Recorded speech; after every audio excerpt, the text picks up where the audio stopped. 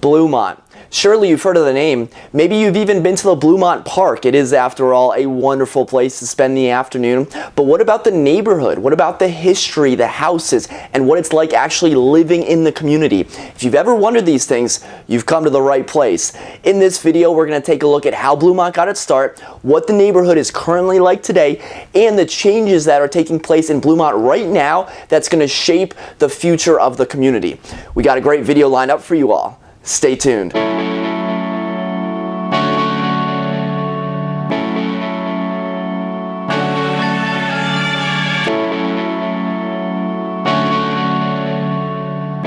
Bluemont is located in North Arlington and is bounded by Carlin Springs Road on the south, the W&OD Trail on the west, North Jefferson on the west, north of I-66, Washington Boulevard on the north, and Glebe on the east. The neighborhood was established in 1890 and it's one of the larger civic associations in Arlington, as it includes just over 2,400 households. Bluemont started to become relevant in the early 1900s thanks in large part to the trolley line that started in Roslyn and included a few stops in the Bluemont neighborhood.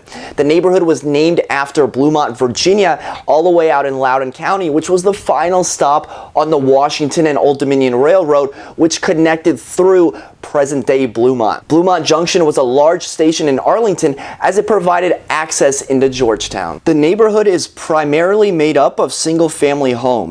As we get to the fringe of the neighborhood on Glebe, we do start to see some townhouses and apartment complexes. There are also a lot of businesses that call Bluemont home. In addition to this section of Glebe from Carlin Springs to Washington Boulevard, there's also a number of restaurants, shops, and a grocery store along Wilson Boulevard. The area along Wilson Boulevard from Greenbrier to George Mason is kind of like Bluemont's village center. It's almost like Westover in a way, where you have a main road with retail and restaurants on either side. Now, I don't think the people from Westover would appreciate me making that comparison, because right now Westover currently has much more going for it than Bluemont, but the pieces are there. Now, you need a few more pieces of the puzzle for Bluemont to really create a sense of ambiance and village center, but I think that a few improvements need to be made in order to have this happen. First, you have to find a way to slow down traffic and to have better pedestrian access at this portion of Wilson Boulevard. It's not easy to walk around this portion of Wilson Boulevard. Second, you need to have more businesses that are clustered closer together. La Union is an awesome restaurant. It's also 3 very long blocks away from everything else. It's almost isolated. And third, you simply need better restaurants. Pupatella is by far the best pizza in Arlington, hands down, no argument. But after that, I mean, La Union is awesome, but after that, it kind of drops off. Fatouche is all right, I guess. Lealina is a decent hangout, but that's it. Look for improvements for this part of Wilson Boulevard moving forward. Hopefully the residents can work with the county to create better decision making and to create a nice strip of retail in this part of Bluemont. We're going to switch gears now and talk about the houses in Bluemont. Homes can vary dramatically in the neighborhood depending on where you are. Within the Bluemont Civic Association, there's actually a few other subdivisions. You may have heard of neighborhoods called Lacey Forest, Brandon Village, Larchmont, Bon Air, Brockwood, I think that's it, but among others, there might be others. This can get kind of confusing if you have all these names, and is it Bluemont, is it Brockwood, is it this, is it that? So I think I found a shortcut, kind of a rule of thumb to use when looking at homes in Bluemont. Generally speaking, homes located north of I-66 in Lacey Forest are going to be the best. This is my opinion. You have the right to disagree with me, but when you go to Bluemont and check out the homes in Lacey Forest, you will agree with me. As we make our way south of 66, but still north of Wilson, so just think north of Wilson, the homes here are decent, usually. Lots of colonials. A common neighborhood feature is the cul-de-sac, especially in this part of the neighborhood since it borders I-66. Now, when we make our way south of Wilson is when we'll find more wild cards. In my experience, there are more rental homes in this part of the neighborhood, more teardowns in this area, and let's just say a more eclectic housing inventory. And that's not to say you won't find your dream house here, or you won't find a brand new home that fits your criteria here. You may, Just know that south of Wilson, you're going to have more cut-through streets, you're going to have less than stellar curb appeal, and you're going to have older homes that may or may not have been renovated. Bluemont is huge, and each part of the neighborhood is going to feel a little bit different.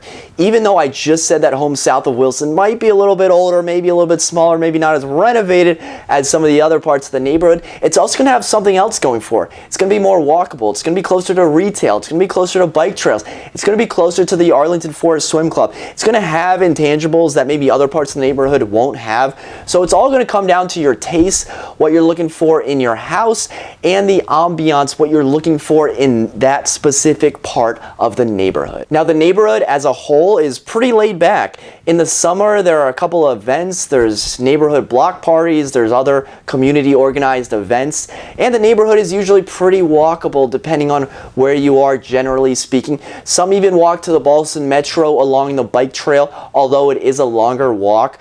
But as we see development starting to move west, Bluemont is kind of that next neighborhood that people are eyeing that can still have that urban feel to it, but they're still out of ways, so you get the community, the urban, the suburban, you get the best of both worlds. All right, with that being said, it's time to take a look at the top 3 things you need to know about living in Bluemont. Number 1 is Wilson Blvd Improvements. Recently, the county has implemented a new traffic flow on part of Wilson Boulevard in Bluemont. Gone are the 4 lanes, and they have since been replaced by 3 lanes with bike lanes on either side. The county is going to reevaluate this plan after a period of time. Remember, restriping a road is probably the least costly and the easiest to reverse if something doesn't go as planned. I think that this is a good first step to improve Wilson Boulevard. That being said, I'm going to personally list off the problems I have with Wilson Boulevard. The cars drive too fast. As a pedestrian, it is very difficult to maneuver the sidewalks. The power lines are everywhere and they create a visible eyesore when alternatively they could be run underground at a price, of course, but that's something for another discussion. The Safeway in Bluemont is not good, to put it very nicely, and the retail is not attractive. You remember the Village Center that we talked about earlier? That is key. I think this stretch of Wilson is going to continue to see improvements, but it does have a long way to go. Number 2 is new construction homes. From the year 2000 to 2014, so about the past 15 years, Bluemont has ranked 3rd in all of Arlington for demolition permits and new construction homes built. Now, the only 2 civic associations with more new construction homes are East Falls Church and the Williamsburg Civic Association. Now, honestly, the homes that are getting torn down will not be missed. Occasionally, these teardowns will hit the open market, and the owner will say, hey, I'm going to put it on the open market. Maybe someone's going to come in here and want to buy it as is and put a renovation in and actually live there. Or a builder will just come in all cash and, get a discount and pay for just simply the lot and the teardown. Now, you might be able to find a steal in Bluemont if you're okay, putting in some TLC for your houses. But again, the downside of this is that with so much new construction, you're going to start to see new homes towering over your 1920s bungalows and your 1940s Ramblers and Colonials. Now, jumping back into the pro column, what we tend to see is new construction homes in Bluemont are going to be significantly cheaper than those in upper North Arlington. Now, I know you all are passionate about your school triangles, and I'm not going to go into specific details, and Arlington County does like to change up the boundaries quite often, but what I will say is that parts of Bluemont will feed into the same schools as those other 2 neighborhoods in upper North Arlington. So if the schools line up for you, you could literally save $500,000 on a new construction home in Bluemont compared with a new construction home in one of those other 2 neighborhoods in upper North Arlington. Number 3 is parks and bike trails. Bluemont is home to 7 parks and the Ballston Beaver Pond. People choose to live in Bluemont because of the easily accessible parks.